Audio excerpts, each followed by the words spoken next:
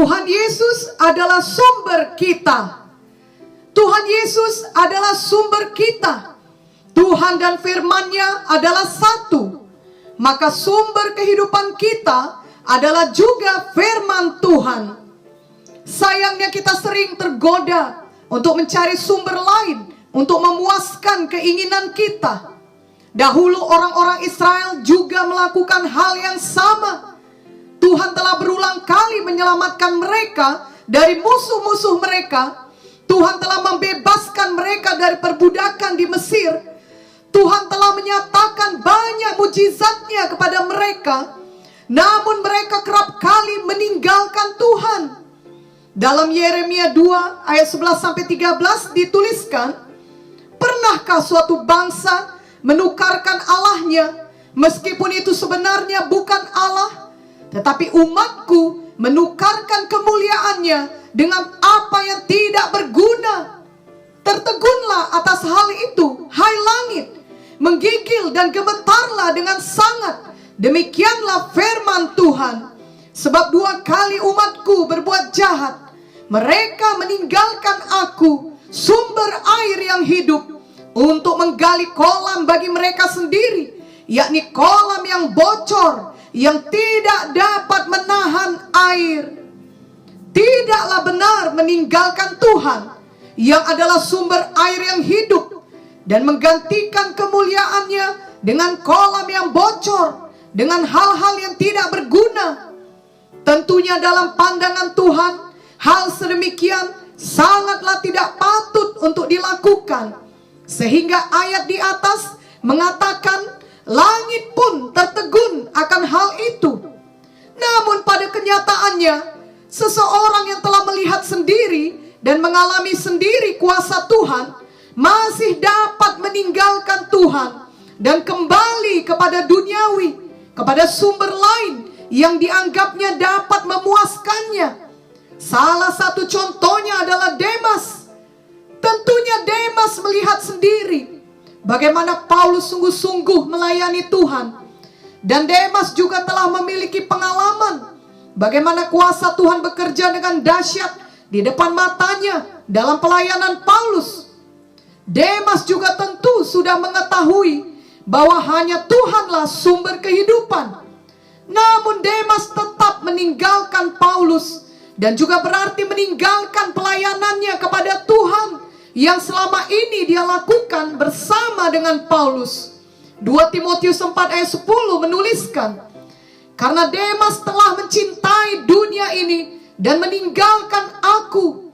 Ia telah berangkat ke Tesalonika, Kreskes telah pergi ke Galatia, dan Titus ke Dalmatia.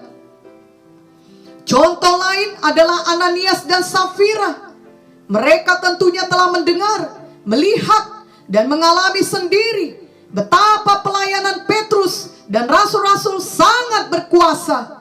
Betapa Tuhan telah bekerja melalui hidup Petrus dan rasul-rasul lainnya.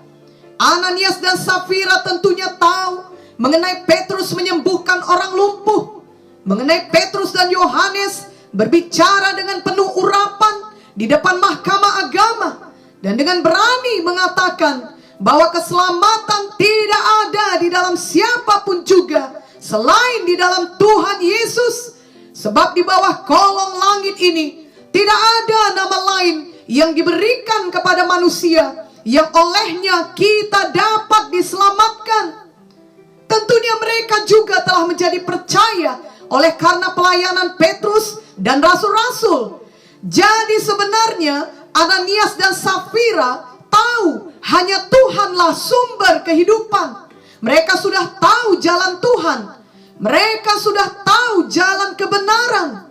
Mereka telah melihat bagaimana cara hidup jemaat di bawah pelayanan rasul-rasul, di mana jemaat itu selalu mengatakan segala sesuatu adalah kepunyaan bersama, dan semua hidup dalam kasih karunia yang melimpah-limpah. Dan selalu ada jemaat yang menjual kepunyaannya, dan hasil penjualan itu mereka letakkan di depan kaki rasul-rasul, lalu dibagi-bagikan kepada setiap orang sesuai dengan keperluannya. Namun walaupun mereka telah melihat mengetahui dan merasakan itu semua, sayangnya Ananias dan Safira tetap memilih jalan yang salah. Mereka memilih cara lain yang mereka pikir dapat memberkati mereka atau meninggikan mereka. Mereka memilih untuk berdusta yang membawa akibat yang sangat menyedihkan bagi mereka. Kisah Para Rasul 5 ayat 1-11 menuliskan kisah mengenai Ananias dan Safira ini. Kedua contoh ini dituliskan dalam Alkitab agar kita dapat belajar untuk tidak mengikuti kesalahan mereka. Janganlah kita meninggalkan Tuhan dan meninggalkan firman Tuhan. Hanya Tuhan Yesus sumber kehidupan kita yang sejati.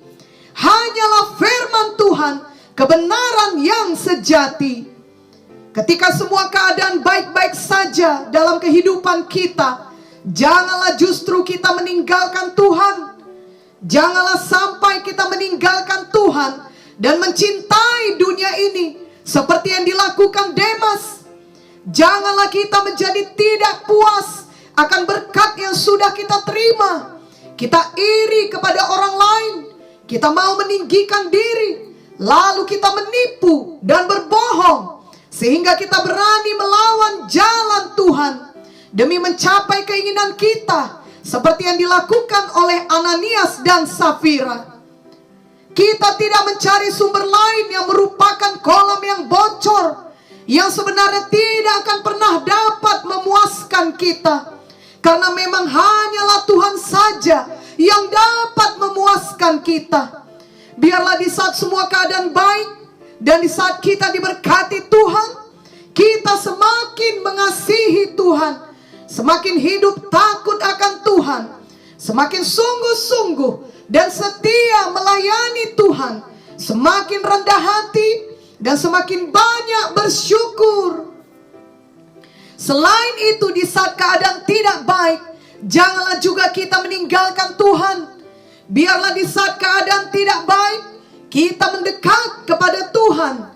Semua hal tidak baik itu kiranya menjadi kesempatan bagi kita untuk semakin dalam mengenal Tuhan, semakin dibentuk Tuhan, semakin memiliki karakter Kristus.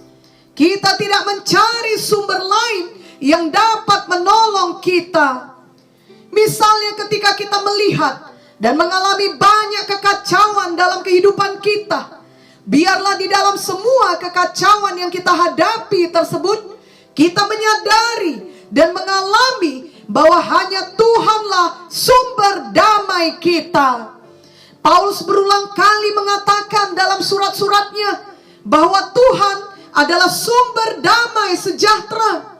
Roma 16 ayat 20 berkata, semoga Allah sumber damai sejahtera segera akan menghancurkan iblis di bawah kakimu. Kasih karunia Yesus Tuhan kita menyertai kamu. Filipi 4 ayat 9 berkata, dan apa yang telah kamu pelajari, dan apa yang telah kamu terima, dan apa yang telah kamu dengar, dan apa yang telah kamu lihat padaku, lakukanlah itu. Maka Allah sumber damai sejahtera akan menyertai kamu. Biarlah hati kita teguh, percaya kepada Tuhan, sehingga bagaimanapun kacaunya keadaan kita dan keadaan di sekeliling kita, kita tetap dipenuhi dengan damai sejahtera dari Tuhan. Yesaya 26 ayat 3 berkata, yang hatinya teguh, kau jagai dengan damai sejahtera, sebab kepadamulah ia percaya.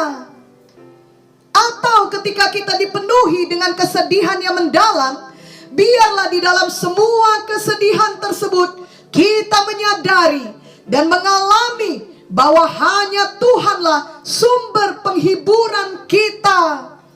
2 Korintus 1 ayat 3-4 berkata, terpujilah Allah Bapa Tuhan kita Yesus Kristus, Bapa yang penuh belas kasihan dan Allah sumber segala penghiburan, yang menghibur kami dalam segala penderitaan kami, sehingga kami sanggup menghibur mereka yang berada dalam bermacam-macam penderitaan dengan penghiburan yang kami terima sendiri dari Allah.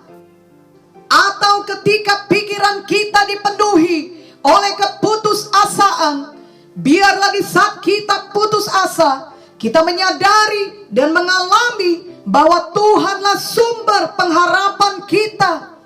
Roma 15 ayat 13 berkata, semoga Allah sumber pengharapan memenuhi kamu dengan segala sukacita dan damai sejahtera dalam iman kamu, supaya oleh kekuatan Roh Kudus kamu berlimpah-limpah dalam pengharapan. Betapa luar biasanya firman Tuhan ini.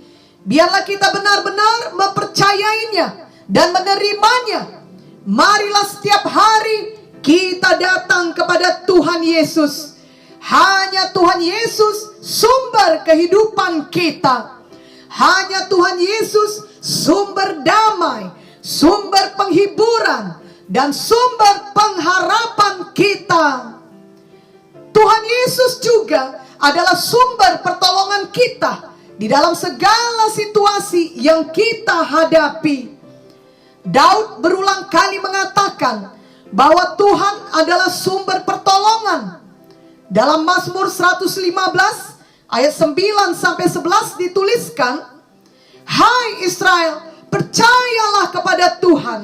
Dialah pertolongan mereka dan perisai mereka. Hai kaum Harun, percayalah kepada Tuhan. Dialah pertolongan mereka dan perisai mereka. Hai orang-orang yang takut akan Tuhan, percayalah kepada Tuhan. Dialah pertolongan mereka dan perisai mereka. Banyak orang berusaha mencari sumber pertolongan dengan segala macam cara, kecuali dengan percaya kepada Tuhan. Mereka juga mencari damai, penghiburan, dan pengharapan di dalam harta kekayaan, di dalam ketenaran, di dalam kekuasaan, dan semua kesenangan duniawi. Tetapi semua yang ditawarkan dunia ini adalah sumber yang fana. Hanya Tuhan sumber pertolongan kita. Hanya Tuhan Yesus sumber kehidupan yang sejati. Hanya di dalam Tuhan Yesus ada kedamaian sejati, ada penghiburan sejati, ada pengharapan sejati. Dan hanya di dalam Tuhan Yesus ada kebenaran sejati.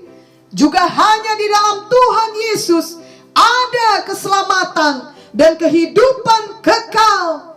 Dialah hidup dan dialah kebenaran itu. Dalam Yohanes 14 ayat 6 dituliskan, kata Yesus kepadanya, akulah jalan dan kebenaran dan hidup. Tidak ada seorang pun yang datang kepada Bapa kalau tidak melalui aku. Puji Tuhan, karena semua kita sudah benar-benar percaya kepada Tuhan Yesus sebagai satu-satunya jalan, kebenaran, dan hidup. Marilah kita tetap menjaga persekutuan kita dengan Tuhan, agar tetap manis dan semakin dalam kita mengenal Tuhan setiap hari. Janganlah kita melupakan Tuhan sebagai sumber kehidupan kita dengan membiarkan diri kita dipengaruhi oleh orang lain yang memiliki kebiasaan buruk, sebab kita berharap mereka akan menjadi sumber kita. 1 Korintus 15 ayat 33 berkata, janganlah kamu sesat, pergaulan yang buruk merusakkan kebiasaan yang baik. Juga Yakobus 4 ayat 4 berkata, hai kamu orang-orang yang tidak setia, tidakkah kamu tahu bahwa persahabatan dengan dunia adalah permusuhan dengan Allah? Jadi barang siapa hendak menjadi sahabat dunia ini, ia menjadikan dirinya musuh Allah. Oleh karena itu, janganlah ada kita yang berkompromi dengan dosa, Karena kita melihat orang-orang yang melakukannya, kelihatannya diberkati. Dengan demikian kita membiarkan hati kita tertipu bahwa seolah-olah dengan hidup melanggar firman Tuhan, seseorang itu dapat diberkati. Hal itu tidak mungkin. Tidak ada sumber kehidupan kecuali Tuhan Yesus dan firman-Nya. Jadi janganlah iri hati kepada orang-orang yang hidupnya tidak seturut firman. Ingatlah Mazmur 73 ayat 2-5 yang berkata, tetapi aku sedikit lagi maka kakiku terpleset, nyaris aku tergelincir, sebab aku cemburu kepada pembual-pembual. Kalau aku melihat kemujuran orang-orang fasik, sebab kesakitan tidak ada pada mereka, sehat dan gemuk tubuh mereka. Mereka tidak mengalami kesusahan manusia, dan mereka tidak kena tulah seperti orang lain. Dan Amsal 3 ayat 31 yang berkata, janganlah iri hati kepada orang yang melakukan kelaliman, dan janganlah memilih satupun dari jalannya. Ingatlah bahwa bila kita hidup mengutamakan Tuhan, maka kita pasti diberkati Tuhan. Matius 6 ayat 33 berkata, tetapi carilah dahulu kerajaan Allah dan kebenarannya, maka semuanya itu akan ditambahkan kepadamu. Tuhan mau memberkati kita dengan limpah, sehingga kita dapat memberkati banyak orang lainnya lagi. Namun janganlah kita sampai hanya menginginkan berkat, tapi tidak memperdulikan Tuhan yang adalah sumber berkat tersebut. Tuhan mengetahui bagaimanakah hati kita sebenarnya. Apakah kita hanya mengejar berkat-berkat saja, atau kita benar-benar mengasihi Tuhan di atas segalanya. Biarlah hati kita selalu memilih dan mengutamakan Tuhan Yesus dibandingkan dengan apapun yang dapat ditawarkan oleh dunia ini. Kelak bumi ini akan digantikan Tuhan dengan bumi baru. Itu sebabnya dalam menantikan hari kedatangan Tuhan dan saat di mana Tuhan memberikan langit baru dan bumi baru, marilah kita hidup senantiasa dekat dengan Tuhan, hidup kudus bagi Tuhan. Marilah kita membaca firman Tuhan dari 2 Petrus 3 ayat 10-13 mengenai hari Tuhan. Tetapi hari Tuhan akan tiba seperti pencuri.